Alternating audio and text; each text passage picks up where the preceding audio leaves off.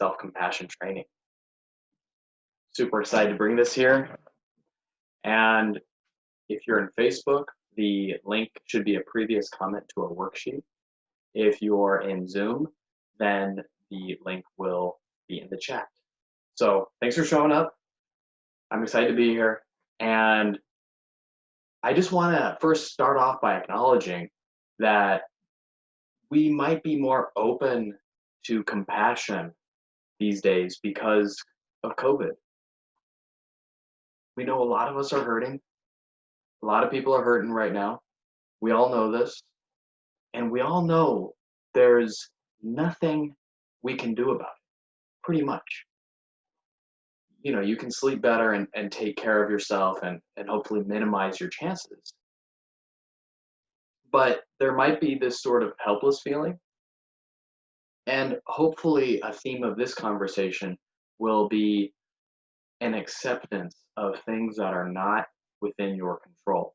We'll talk about this later on as part of our compassion training.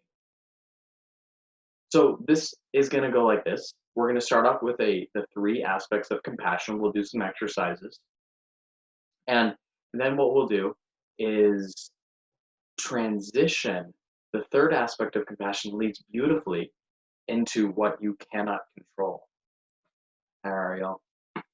So again, that worksheet is down below. We're just going to get started with the 3 aspects of compassion. The first aspect is mindfulness, and I just want to share with you how I use mindfulness because compassion has been a very useful tool for me personally. I always tell people that when I first got into therapy, I knew, quote unquote, I knew in my head, my brain, my logical brain, that my parents were there for me.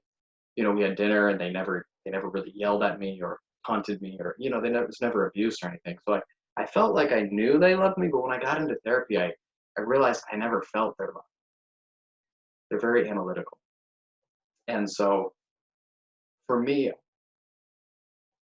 shame and extreme criticism have been and are still with me today. And so compassion has been a way for me to transform this, to transform some of my childhood patterns that I learned a long time ago. And so for me, oftentimes what I'll do is it's either something, usually a rejection. My patterns are that I read rejection everywhere. Like if I go to a party, and maybe this is me a few years ago, I'm a lot with compassion, I've grown a lot, I've shifted a lot. But maybe me a few years ago, if I went to a party or something and it didn't go right, I would viciously blame myself. I'm talking vicious, like viciousness. And back then I didn't even know I was being vicious to myself. I didn't even know I wasn't being compassionate. I was being highly critical. I didn't even know that. But as I started seeing the ways that I would beat the shit out of myself, and I started learning about compassion, this kind of helped me really shift over a period of time. So with that being said, we'll do the 3 compassion exercises, and then we'll dive into a little bit about why we have these thoughts in the first place. And that'll be a controversial subject, I'm sure, but hey, compassion is the easy part in many ways. So let's just dive in. Again, that worksheet link is in the chat. And hey, how's it going? And so the worksheet link is in the chat. And we're just going to go through the 3 aspects of compassion. The first one in that worksheet is mindfulness. To start off, I just want you to, if you notice right now, I'm seated down. I'm in a comfortable position. We're going to do a little guided meditation here, just to set up a scenario. Since this is a body image training workshop, if there's any memory or situation, like you're standing in front of the mirror and you don't like the way you look or hate it, it's horrible, the way you look is horrible, or if there's some other painful situation that comes to mind, Maybe someone said something to you about your weight, and it just hurt. It just hurt. Something about your body, it just hurt. Just bring to mind something that hurt you, basically. And the first step of compassion is to see if you can feel that pain in your body, like where specifically in your body, and in your body. Sometimes when I ask people, how does your body feel? They say it feels heavy, it feels fat, something like that. And I gently say, well, fat's not a feeling. Like, what does your body feel? Does it feel heavy? Does it feel tight? Does it feel sore? These are feelings that you can feel in your body. So when you're feeling some sort of pain, can you feel that in your heart? Or maybe your face is flushed. You really want to be able to locate where within your body is it heart? Is it here? And when you make an energetic connection with that painfulness, the first step is just this is it. This is the first step. You make an energetic connection with that painfulness in your body. And you just you say, hey, ouch, ow, that really freaking sucks. And I still need to do this today. This is a skill that we get better at. This is a skill where we allow ourselves to feel some pain. We allow ourselves to say, hey, ouch, that really sucks.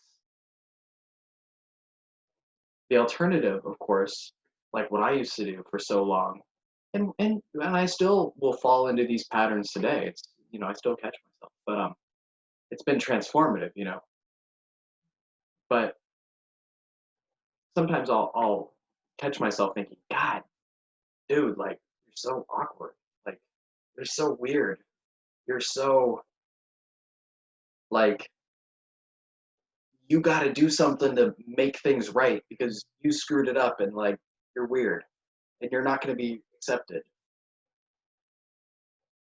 So I hope you can kind of hear these two different approaches. This approach, the I call it the just do it approach. Just do it. Just get over it. Just you know, just like just do it. It's not compassionate. It's not saying, "Ow, ow, ow, ow." This is compassion when we allow ourselves without any guilt. Notice how I'm not shaming myself right now. I'm not saying you're weak for feeling pain. You're, you know, none of that. None of that. It's like, ow. You might put your hand on your heart. Sometimes that's an exercise to help people get in their body. You put your hand on your heart. If you're sitting there, we got a couple of people watching, one on Facebook and looks like two on Zoom. Just want you to take a moment and, to put your hand on your heart and to think about something that pained you. Just acknowledge it. Hey, that really freaking sucks. I don't need to make things better. I don't need to beat myself either. I don't need to beat myself up either. And you just kind of sit with it a little bit. You just sit with it. It sucks. One of the biggest insights I've learned over my own journey through therapy is my inner critic protects me from this painful feeling. Like when I practice this compassion thing, I put my hand on my heart and say, ouch, and then I'm just there with the pain. That sucks. It really does hurt. My inner critic sometimes actually protects me from that. It distracts me. It says, Jared, you clearly didn't smile enough. You clearly were awkward. Like, this is your fault. And then I'll go into my mind. Oh my gosh. Okay. What can I like? Okay. I would even take notes. Okay, that social interaction went horribly.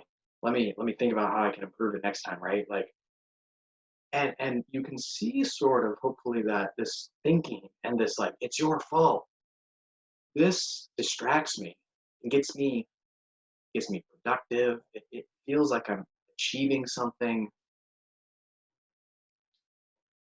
It's protecting me from the pain, getting my mind away from that stinging rejection. Um, and we aren't going to go super in depth in this, but when we feel shame and that shame doesn't allow us to touch into the pain, our behaviors repeat. Our behaviors repeat if we don't drop into the pain. If we don't if we don't purely, breathe with the pain. If we aren't pure with how we relate to ourselves, our behaviors don't change. And what I mean by this was I might beat the shit out of myself and say, okay, next time I'm gonna smile. Next time I'm gonna be a good person. I'm gonna try harder to, stand up right or be more confident. Next time I'm gonna do it this way. Next time, next time, next time. But the thing is that this is a very damaging process. Next time you can see them next time, next time, next time. And so then the next social situation comes around and I'm anxious because I put so much pressure on myself. I've been so harsh. Okay, I took all these notes. Now it's time to go perform again. And then you screw it up again, right? Because you're tight, you're anxious. And so when you drop into pain, you can start to shift your behaviors. That's kind of the first aspect of compassion. There's two more that we're going to cover. In your worksheet, um, there's a second aspect, which is we're going to cover the second aspect last. We're going to go into the loving kindness aspect. On your worksheet, it's the step 3 on the first page. Step 3. Um, Dr. Kristen Neff, she's out of uh, University of Texas. She was in this movie Horse Whisperer. She's got her PhD.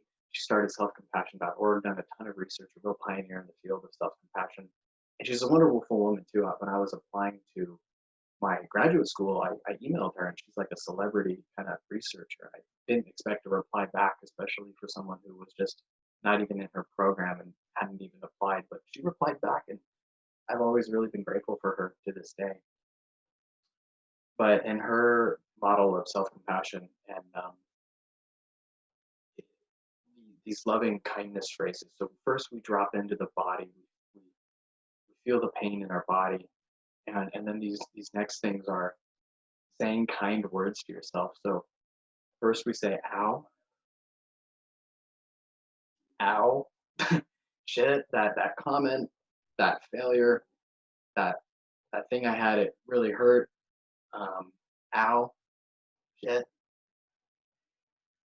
and and then the next phrase, these are practices, is speaking in a kind voice. If you listen to how I'm talking right now, um, listen to how I say these next few phrases. It's going to be okay. It's not a big deal. I'm caught up in the moment, but it's okay. This sucks, but it's okay. You can hear that my tone is gentle. And while we aren't going to go into developing a kind tone today, there are other exercises in that in the self-compassion exercises that you can go through that can help kind of coach you through developing a more positive tone. But we say these phrases to ourselves, and you can make up your own phrases and say, I don't know, whatever. You can make them up. But the key is to start saying something to yourself, to start practicing some kind of kind speech. And and this is where I just want to be brutally honest with you as well. This is tough.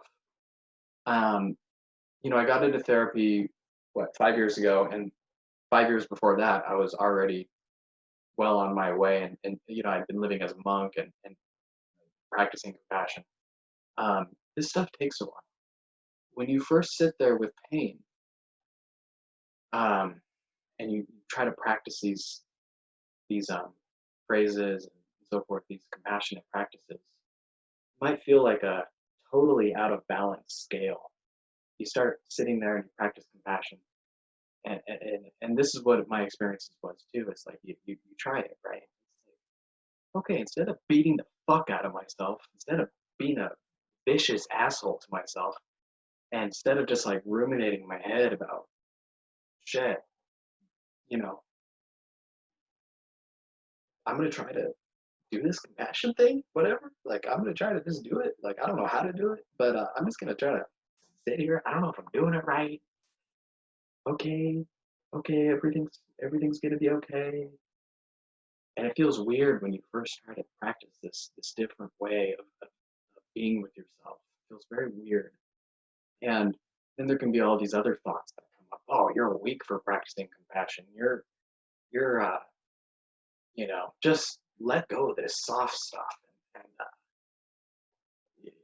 like focus on your calories. You gotta focus on your calories. You're not gonna lose weight, and there can be a barrage of just shit in your head.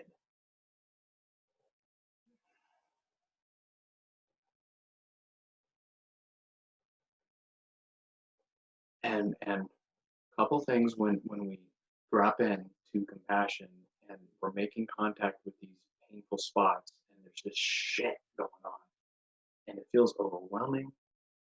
Um, you gotta have a therapist. It really helps to have a therapist. Really helps just to talk with someone every now and then. I don't think I could have transitioned without help from therapy. These things are just tough. We need support. We do need support. It doesn't have to be a therapist. It could be if you have a great network of friends that could do the trick.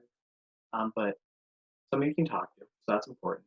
But as we move on to the third aspect of compassion, I feel like this is a useful resource that can really help us get through. It doesn't make it easier. It doesn't make it easier per se, or maybe it does make it easier. It still sucks. But the third aspect of compassion, um, and this is number 2 on your worksheet, is realizing that you're not alone. That this struggle is the struggle is real. The struggle is real for many people. If we're talking body image, it's real. Body image, it's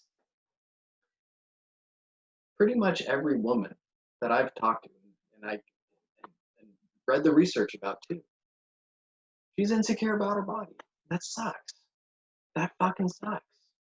That our society has done it. We'll talk about society in a little bit. That's where things might get a little bit more less clear, a little bit more muddy.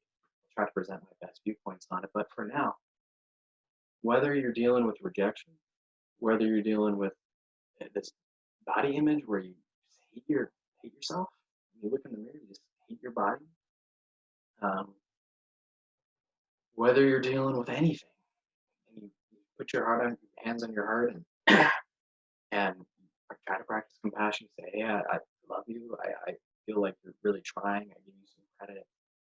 Um, and then all these voices kind of drown out the positive voice. It drowns it out.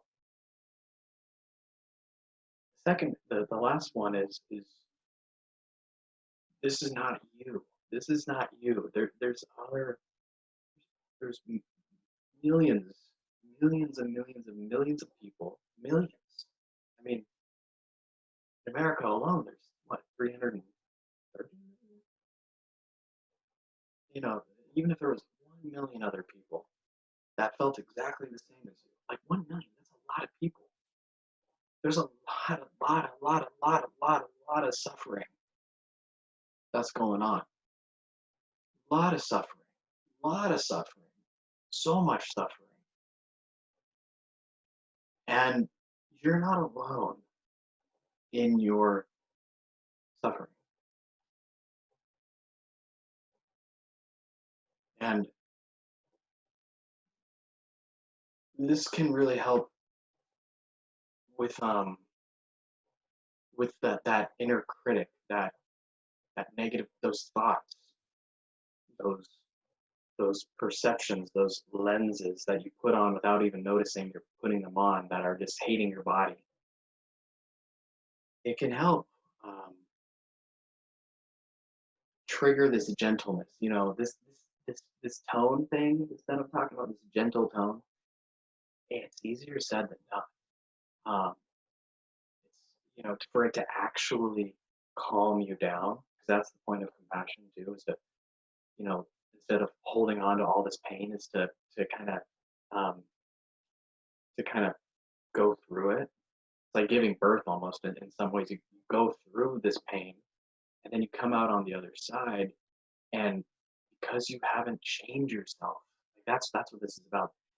Oftentimes when we're going through pain, we shame ourselves for going through pain, right? It's like, you suck for being weak. You suck for failing. You suck. And we got this message playing in our head whenever we make a mistake. And this shame, as I said earlier, the shame, when it doesn't lead to a different action, it doesn't help us. It doesn't help us. It might seem, and so when we think about the third aspect of compassion, that we're not alone, when we bring that to mind, we know in our heart, like, this is true. There are a lot of other people, like other other hearts out there that are, they're freaking hurting, man. I mean, whatever pain you're in, there's millions of other people who have it way worse. And so this isn't to put other people down, but to just come from that place where, like, God, this really sucks. Like, I'm trying to practice compassion. I can't fucking practice compassion. I feel like a goddamn failure. And other people do too. And it sucks. And this really fucking sucks. And it sucks. And ow. And ow. And ow. And shit, this sucks. And other people, it's hurting them too. And ow. And so compassion, it doesn't make your pain evaporate.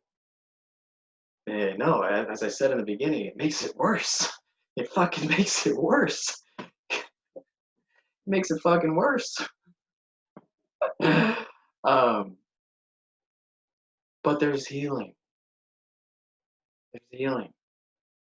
And a few caveats before we go on and kind of talk about why we have these thoughts in the first place. Um, sometimes when we practice compassion, if you're an emotional eater, you might feel an urge to eat.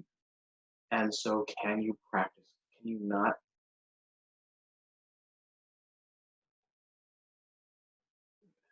We're going to talk about this in a little bit. Where I'm going, and I guess I'll just start the conversation. We're going to start transitioning into talking about why we have these body image thoughts in the first place. Let's see. So the first thing to realize, and this is where I'll kind of go more into teaching mode. I'm going to see if there's any comments. No comments so far, but let me see if I don't think there's any comments. Okay, if there are comments, I'm trying to figure out how to see them. If you have any comments or questions, please let me know. I'm just going to spill out, hopefully, a quick summary of where these thoughts come from, and tie it into global compassion. So I'm going to keep this quick and simple as best I can. Taking off from the time when we feel compassion, we feel propelled to emotional need. A long time ago, this is me telling a story, and I'll relate it to myself, actually. So how I learned to think about this was, and this is helpful for me, is whenever I felt this ridiculous pain that I'd want to either block out with food or weed, um, I would it would help me to think to myself, these are our defense mechanisms. These thoughts and using food and marijuana to these are ways I learned as a young kid to protect myself. Um, these are default patterns in my brain. They're not me. These patterns are not me. These horrible thoughts that I'm having. It seems like me, but in reality, it's just my brain that learned these ways of treating myself. Um, Defense mechanisms I learned as a kid to protect myself. In particular, I learned to disconnect. I learned to just basically, I learned to just like zone out. Like it's weird. I remember years ago, a friend was extraordinarily harsh on me. I mean, this guy, and I didn't really stand up for myself, but he was a friend and he knew me. And during conversations, he knew that I would just kind of like, if something got intense, like if a vulnerable topic came up or something got emotional, then I'd just zone out. I'd just be like, dude, and I'd say, I don't even know what we were talking about. I'd say, like, dude, I'm sorry, like I just dropped the ball on that conversation thread, and he got really mad at me, and that was out of line. But I just wanted to bring that up because this is how my default way of handling pain for me is I will just block it out, like gone, bye, and there's a big cost to that. You know, food, and it's not that that's kind of my default way, but in alignment with that are food and marijuana, right? Like those are also ways that are similar patterns. So I learned this pattern of just checking out as a kid and feeling all this shame. Um, Shame is also a valid emotion when a parent or you don't get the love and nurturing that you need as a kid and you feel ashamed. It's a natural response.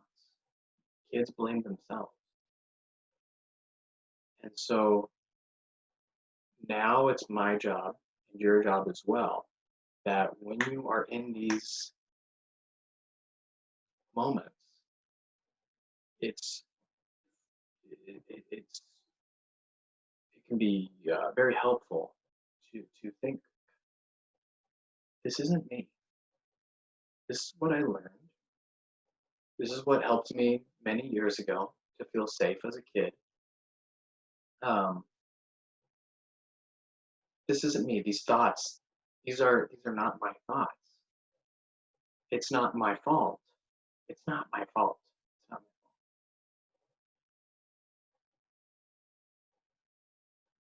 So that's how understanding how you can kind of see how this craziness in your head, how you can kind of start relating to your own craziness a bit differently.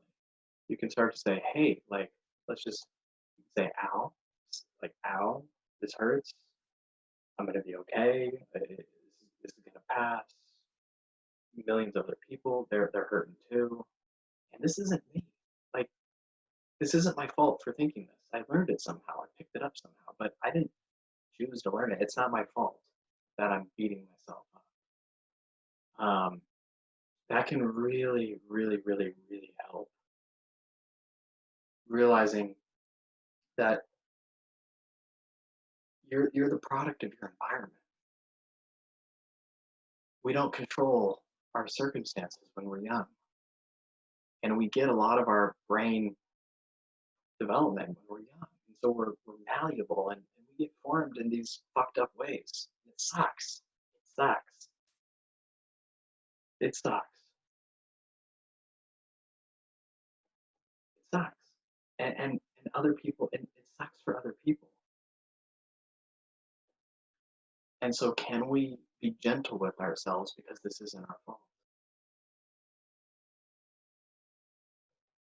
And going on to the history of body image, like when we have these thoughts in our head, I want to explain a little bit about where they even come from, and then we can kind of wrap up for today. And then I'll announce a little special offer and a little news, very exciting news and a special offer in a few minutes. But I do think it's important to just touch upon the whole, where did these thoughts come from?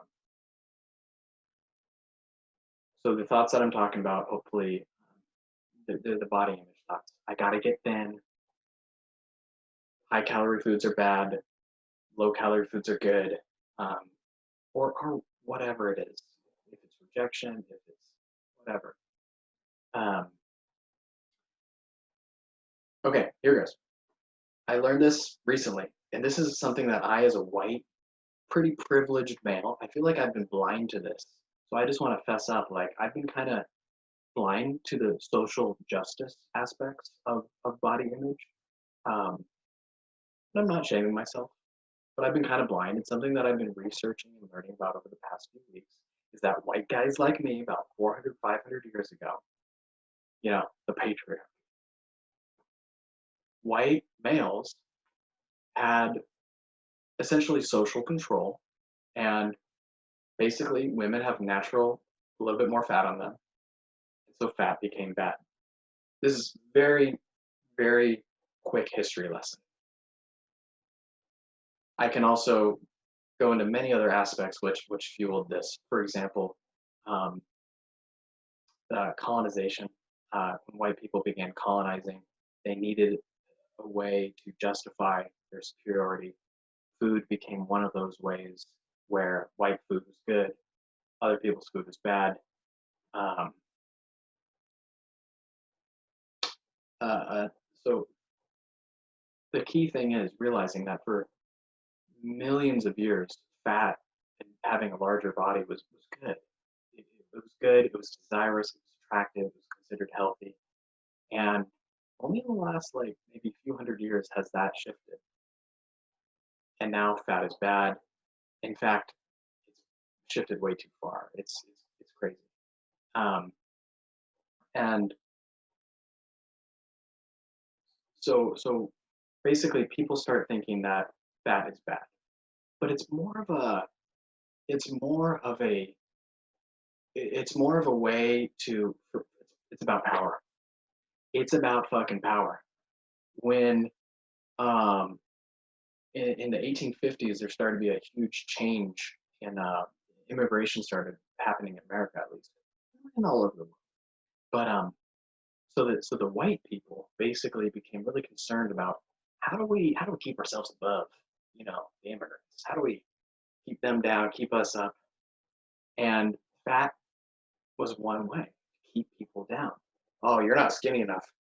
And then fat became attached to moral arguments. This is a key thing. You're fat, so you're lazy. You're fat, so you're poor. You're fat, so you're stupid. Became ways to justify. I mean, people do horrible things to each other, and we justify it. Oh, that person's fat, so they deserve it, or whatever. And these attitudes towards fatness, they they um, really started demonizing fatness, and and this demonization was occurring, and then the weight loss pharmaceutical industry got involved. And this is where I'm starting to get upset, like reading this stuff. Um, Weight loss and pharmaceutical, they're able to be highly persuasive, and they have a lot of money to gain by by what's it called, selling weight loss drugs. And so I forget the exact date, but in the 1960s, there was this political action committee, and that's when they pretty much arbitrarily um, said, this BMI, and there's a whole lot of problems with BMI, but this BMI is obese. And the funny thing was, is that it was like overnight. Like, I think it was 40 million Americans became obese overnight. They were higher on the BMI, and then kind of like the national guidelines or whatever, which was filled with um, pharmaceutical reps, they just changed it. Boink. And they came up with this catchy phrase, obesity epidemic. Obesity is a disease. And where this then led is tremendous stigma for the for people who were living in bigger bodies. So now it's like 1980, and there's all this, obesity is an epidemic. It's a public health crisis, and if you're overweight, you're a fuck up. You're, I mean, these kind of sugar. I'm kind of just telling a story, but there, if you read Anti-Diet by Christy Harrison, tons of research that went into this, and this is just my understanding of it right now, and I'm still learning about it. Actually, I feel like I've been kind of blind to it, and so, anyways, still learning about this. But this public health crisis then starts to shame, to judge, and to think negative things about people living in bigger bodies. And of course, people in bigger bodies, there's this public health awareness, blah blah blah blah blah blah blah, and they start to try to lose weight. And this back in the 80s, it was officially weight loss. Nowadays, it's about cleanses and wellness and food elimination, but it's all the same thing. Eat less.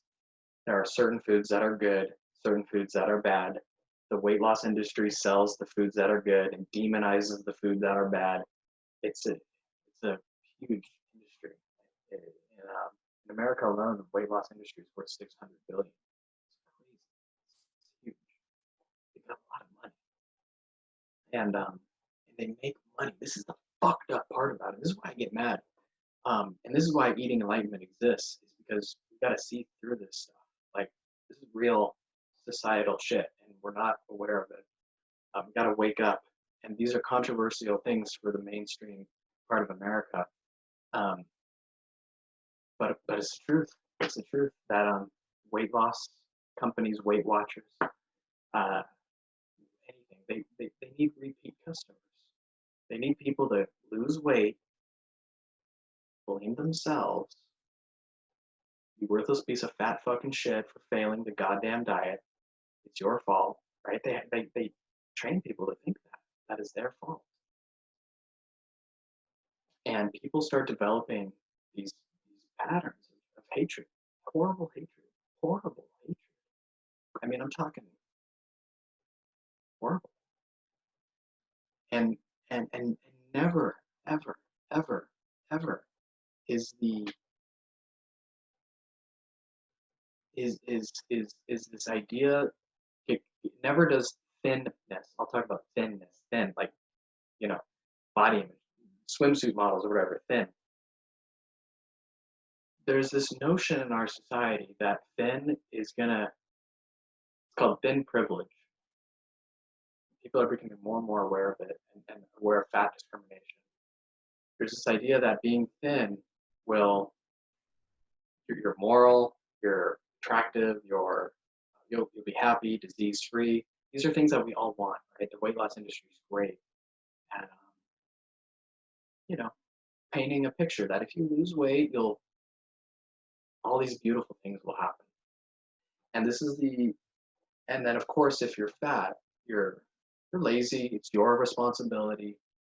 Um, and so I'll just kind of shift things back into compassion real quick, and then I'll continue on with my story. But these thoughts that you have to be thin to be worthy, you have to lose weight. If you don't lose weight, it's your fault. You're lazy. Um, there's something wrong with you. Uh, this isn't about health per se. It started out as this way of separating classes. It's more of a social status thing, and then it became more about a profit thing. And so these thoughts that you're having, I hope that the next time when you look in the mirror and something triggers you, you have this cascade of negative thoughts, you can put your hand on your heart and say, like, take a breath. You might say to yourself, wow, I'm all of a sudden, holy shit, I'm having these thoughts. Sucks that I'm having these thoughts. maybe if you're having all these thoughts, you're not connected to your body. So you put your hand on your heart, just feel your hand on your heart, in your body, and and then it's not my fault for having these thoughts. These thoughts have been happening for a long time, and hopefully you can start to get pissed off. Actually, like hopefully you can take that third aspect of compassion, where you realize that it's not you, that you were kind of programmed with these thoughts, that many other people have these thoughts. Uh, Hopefully you can start to get pissed. There's discrimination going on. There's a societal narrative that is profiting the weight loss industry, and it's harming you, and it's harming so many people. Um,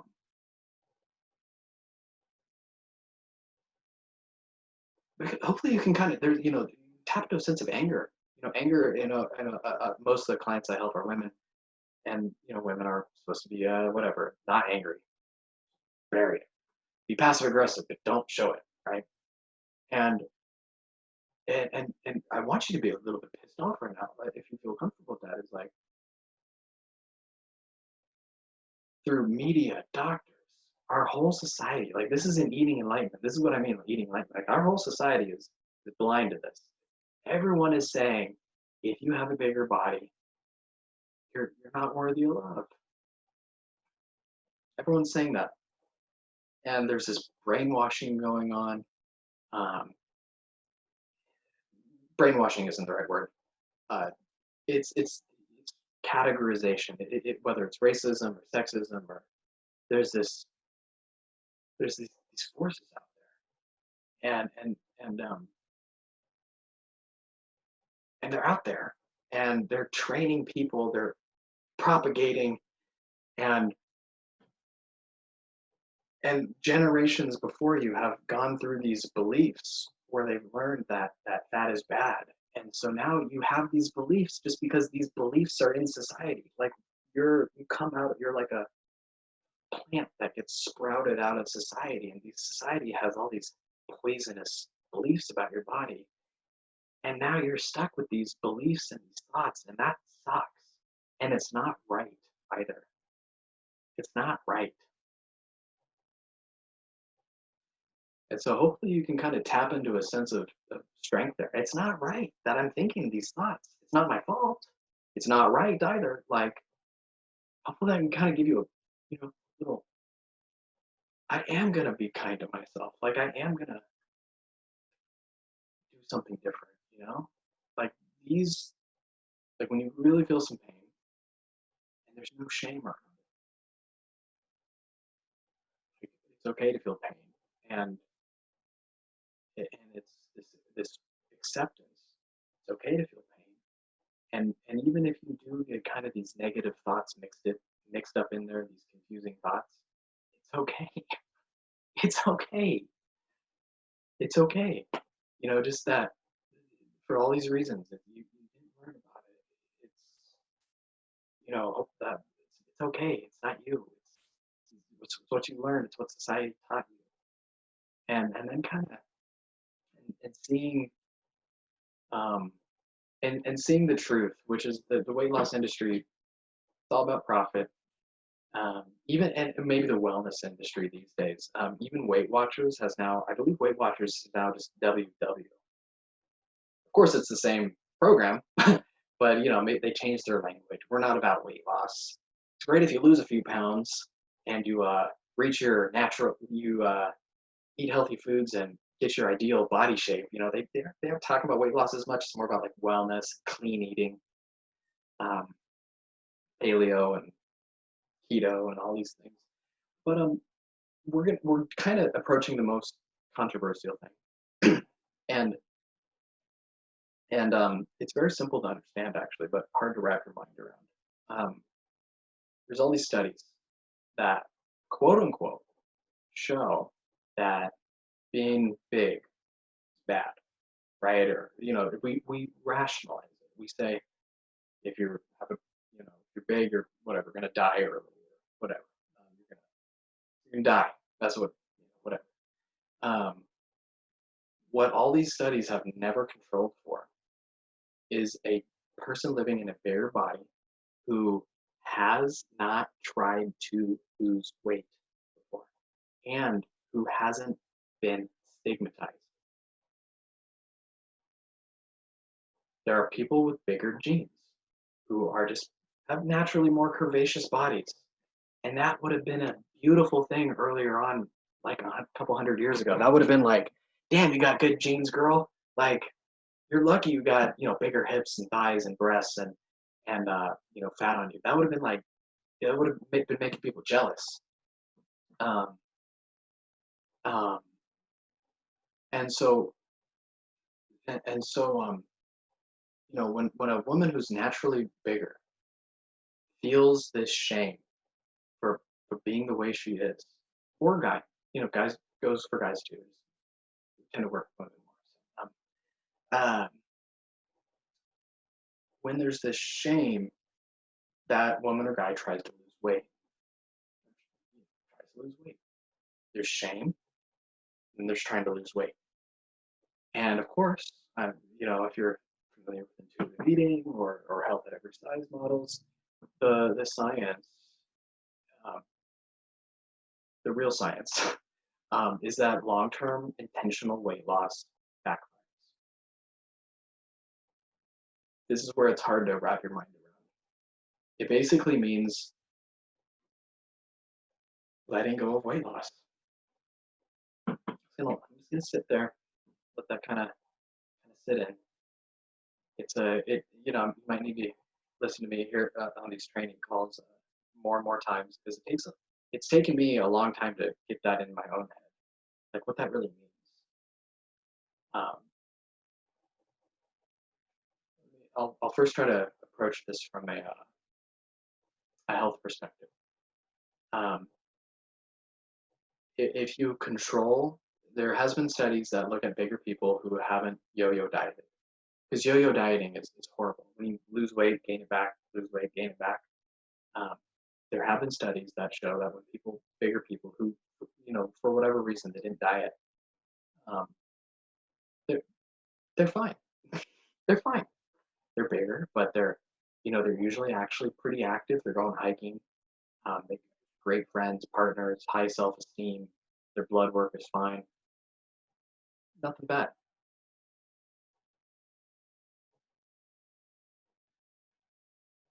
Just let that sink in a little bit. Because the whole most of my work with, I'd say half of it. Yeah, I'd say half. I don't know. A large part of it is how to connect with your body, how to trust yourself with foods, how to um, you know listen to your body and how to meet your emotional needs and how to set some fucking boundaries and how to get some courage to step up for what you want in life. That's maybe half of it. The other half, when I'm working with someone, is this voice in their head, and this is this cultural voice that you have to be thin. You have to be thin. And this is like something that's in us. That's just in you. Probably. It is. It's 100% in you, I guarantee you. It's in you. I gotta be thin. I gotta be thin. I gotta be thin.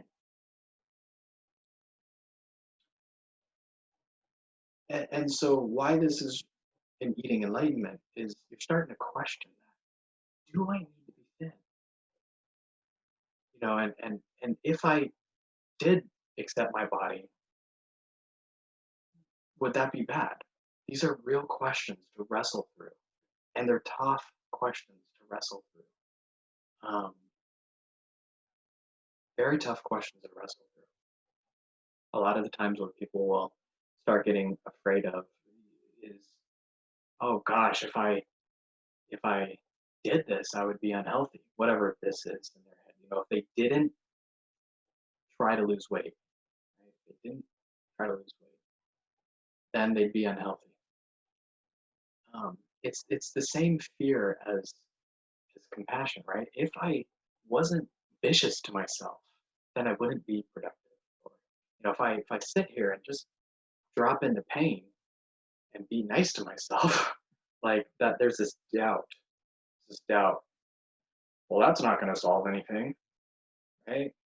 Same thing when when we start trying to wrap your head around just accepting your body where it's at, there's going to be this fear. Well, that means I'm going to be unhealthy. That can't be healthy. Um, and this is where the beauty of eating enlightenment and intuitive eating comes in. It's putting your freaking foot down, saying "fuck you, society," "fuck you for your fucking weight loss shit." Your mental tricks get me to think I need to lose weight. So I try to lose weight by eating less food, which just causes me to binge eat and emotionally eat. And then I feel bad about myself. And you know what? Fuck you. I am going to trust my body. And I'm going to start with that. I'm going to trust my body. I'm going to believe that I can let my body, if I'm attuned, right? If I'm attuned, don't get me wrong. Like, I'm not saying that if you're 400 pounds, you're quote unquote healthy. I'm not saying that. But what I am saying is that if you listen to your body, if you're attuned with your body, if you are compassionately practicing and living and taking care of yourself, and you're just letting your body adjust to your food preferences and getting out of this trap. It's a trap. It's a it's a trap. The whole thin thing, it's a trap. It's gonna, you're gonna go on another diet program, sign up for Weight Watchers again, a couple thousand, you're gonna suck up a whole lot of mental energy going through this plan and protocol, and there's going to be you lose weight, and there's going to be disappointment, and that whole package is just not worth it. It's so seductive, the thin body, and there's so much doubt on the other side. Trusting yourself. We've been trained by society that we need a plan. We need a doctor's plan. And God forbid you eat some sugary foods.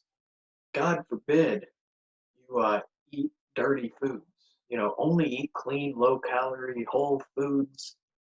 There's a whole moralizing going on. And it's nuts. It's fucking nuts. And this is all stuff that's very hard to wrap your brain around. But hopefully, I hope as we kind of wrap up today, um, that you can see how convoluted this gets, and to give yourself a break, and to actually be able to give yourself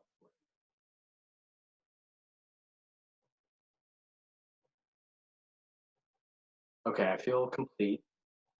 I'll make the good news and the offer is, well, so good news first.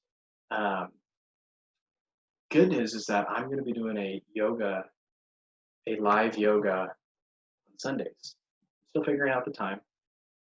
It's going to be a live yoga and maybe some mindful eating afterwards. I've been teaching yoga for years now, and it's always been on Sunday. But with the COVID thing, I realized, well, shit, I'm not teaching anymore. I've been teaching Sunday for the last, what, 6 years? Why don't I just offer this eating community some live yoga? Um, I'll do a donation-based class, maybe hang out and eat afterwards, snack or something. I'm thinking at 9 a.m. on Sundays or at 3 p.m. Pacific time. So if you have any preference or ideas, you're welcome to shoot me a message. Excuse me. And then lastly, I've lengthened for 24 hours. I'll send out an email about this. I'll put it in the Zoom chat as well. But it's so 20% off on any coaching packages and a longer introductory session. Just a small little thing. It's just going to be open for 24 hours. Um, and what it is if you go, so what is 20% off? If you go to my website and click on the Work With Me tab, at the bottom there's prices and different packages, whether you want to work with me for a limited amount of time where you just try to wrap your head around this whole diet culture thing, or you want to focus on a specific aspect of intuitive eating, like listening to your hunger or getting over your fear foods. Um, there's packages where you can just kind of focus on a single topic with me. If you want kind of the whole thing, that's also up there. The prices are all up there. But for 24 hours, it's going to be it's going to be reduced. It's going to be so 20% off, whatever those prices are. I don't know off the top of my head. So that's the offer. And then usually when I start working with someone, either it's a 45-minute call, but for the next 24 hours, I'm making it a 75-minute call. And so I'm going to post this on the chat. That's Eating Enlightenment /community offer. Enlightenment.com. You can schedule that. .com /community. So that's an exclusive offer just for this community. I'll post that in the chat. I should post it on the Facebook too. I'll make a comment. Paste that right there. Oops. I've pasted the worksheet file. Anyways, I'll post it. Well, I'll post it in just a little bit on the Facebook. So on the Zoom, looks like, okay, yeah. So one of you are still here. Yeah, so I posted in Zoom. I'll post a link later. So that's what I'm offering. Very excited to just continue this journey. Again, I am available, especially if you're in the Facebook group or email. There's something fucked up about our society. And I just feel that it's right to talk about this. I've always been a pursuer of truth. I lived for a monk. There's some of my monk material up there. And I've always, and so I just feel that it's right to start sharing this message that,